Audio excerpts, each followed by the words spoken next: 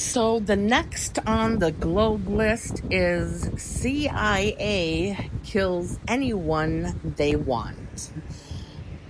The reason I put this in here is because I've got some books that talk and discuss about the CIA killing people. JFK, that's one. Apollo 1 crew, another one. So it is very relevant. But let's discuss it a little further, shall we?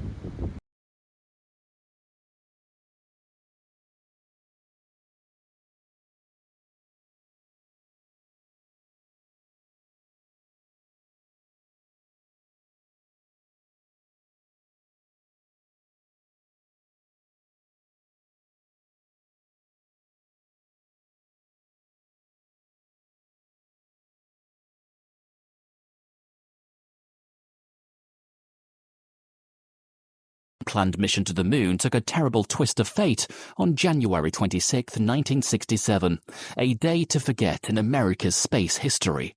The tragedy occurred at the launch pad situated at the Cape Kennedy Space Center at Cape Canaveral, Florida. On the eve of the day, they were expected to go on a mission to the moon during practice sessions and test of the spacecraft. It was speculated an open wire ignited after one of the astronauts had adjusted his seat, causing fire to set off inside the command capsule. Here is a disturbing voice recording of the event. So how are you going to get to the moon? We can't drop between 2 or 3 buildings.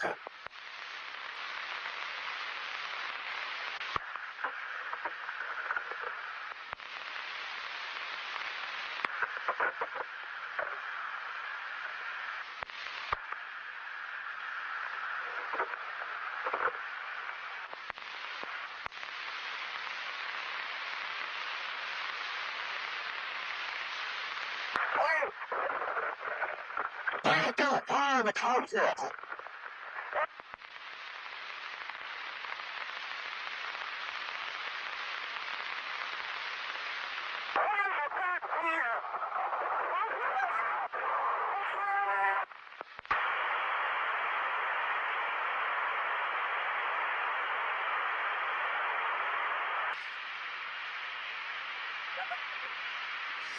Stop. Anyway, at this time, confirm it. Family, get in there and help him. Family to DFCC. All right, clear. Did we get clarification? Can we back at this time?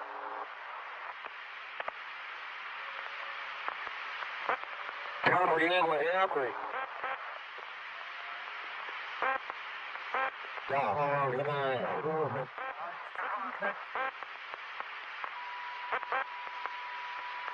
Yes, can you read it? Can you read it?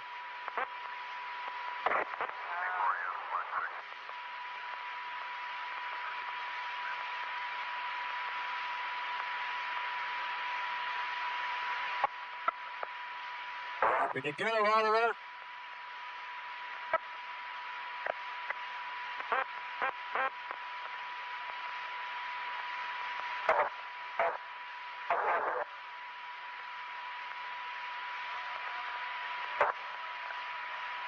The wire got sparked and there was an instant fire in the pure oxygen environment of the spaceship, burning hotter than 1,000 degrees. The fire raged, killing all crew members aboard the Apollo, which consisted of astronauts Gus Grissom, command pilot, Ed White, senior pilot, Roger Chaffee, pilot, within 17 seconds. Gus Grissom, command pilot, was born on April 3, 1926, in Mitchell, Indiana, attended Purdue University in 1950, earning a degree in mechanical engineering. He had plenty of space-time experience as he had flown a two-person flight, Gemini 3, and also America's last suborbital flight.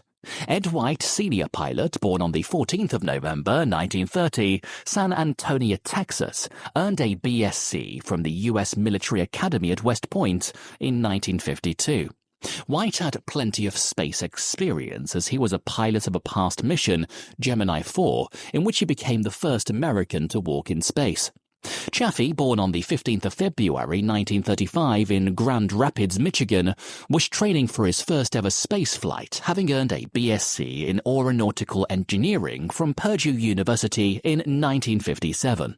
The crew had spent more time than expected inside the command capsule as a result of communication system problems. The disturbing voice recordings were that of 3 astronauts and their final moments inside the command capsule. The fire outbreak inside Apollo 1. There were planned testing and practice sessions inside the spacecraft before its mission to the moon.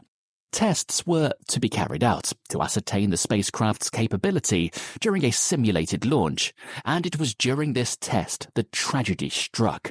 The test had been scheduled for 12:55 GMT on that fateful day, and the group of astronauts aboard Apollo for the test were led by a Grissom command pilot.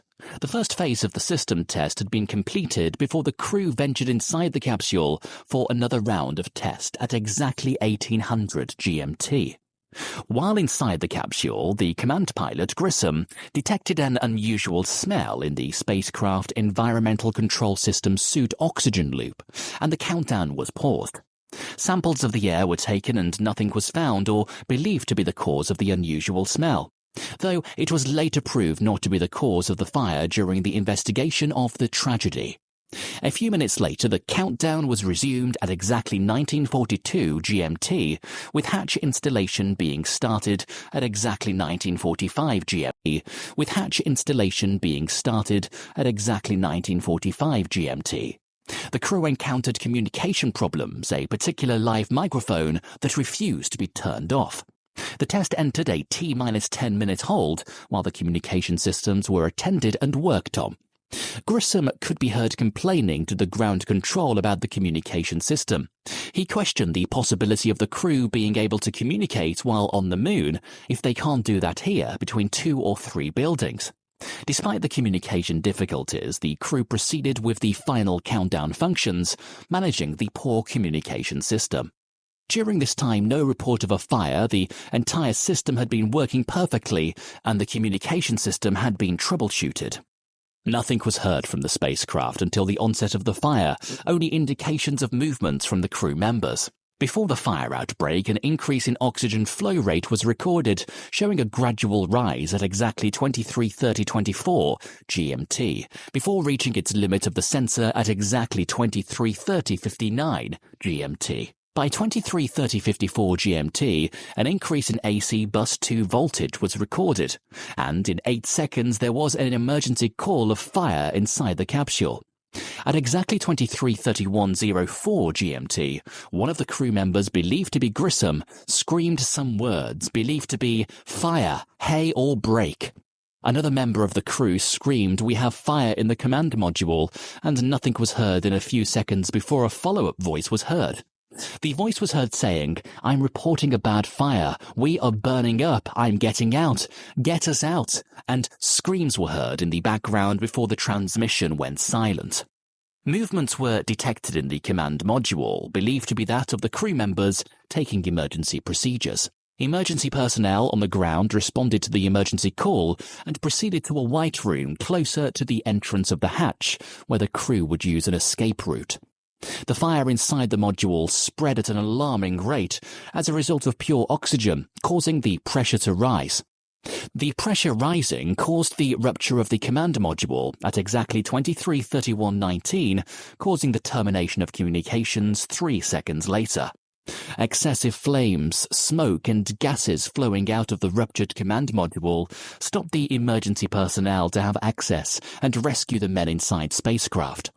The emergency crew had fears and was scared of their safety because of the level of fire that was spreading at an alarming rate. Fire extinguishers were later used by the rescue group to quench the inferno and try to save the astronauts. Finally, it took the rescue crew 5 minutes before succeeding in opening the 3 hatch layers, even though the smoke and flames never permitted them to breathe clean air inside. They had to go on and off the hatch, trying to breathe fresh air and also trying their best to save the men inside. They were finally able to find the men after the smoke had cleared. The 3 men were found in different positions right inside the command module and dead. The bodies proved difficult to be removed from the command capsule as a result of fire burning and melting their suits. Command pilot Grissom was found on the floor of the spacecraft. Ed White was found lying sideways just below the hatch, and Chaffee was found on the seat. It was believed White had tried to open the latch but failed as a result of the pressure during the fire. Chaffee was seated because of emergency communication procedures until the hatch was opened by White. It took the rescue team approximately 90 minutes to remove the bodies from the command capsule. Cause of death of the astronauts. An investigation ensured into the cause of the tragedy that led to the death of the very best American astronauts at the time. All men had studied in prestigious universities, had great degrees and experience in the space industry. All men were in their 30s at the time of the tragedy, except the command pilot who turned 40 on the day of the tragedy. All men had a great future ahead of them until the unfortunate events of that fateful day. It was discovered the cause of the deaths were severe third-degree burns, which the 3 men suffered at varying degrees. The autopsy results also confirmed the men died from cardiac arrest as a result of excess carbon monoxide inside the command capsule. The men were also believed to have died from asphyxia due to excess flames and toxic gases inhaled during the fire. Cause of the fire inside the command capsule. It's suspected that the fire started just below the level of the couch of the command pilot, Grissom, after he had tried adjusting his seat. The investigation board responsible on finding out the cause of the inferno wasn't able to determine the real causes of the fire that led to the Apollo 1 disaster. Many conditions were believed to have caused it, though. Some of these conditions included vulnerable wiring carrying spacecraft power, inadequate provision for medical assistance or rescue, sealed cabin pressurized with a pure oxygen atmosphere, extensive distribution of combustible materials in the cabin, inadequate provisions for the crew to escape in case of such tragedy, cabin sealed with a hatch cover not easily removed at high pressure.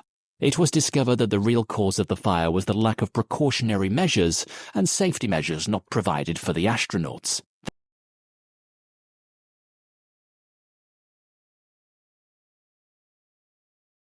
They were killing people for what reason? So we had to fight communism.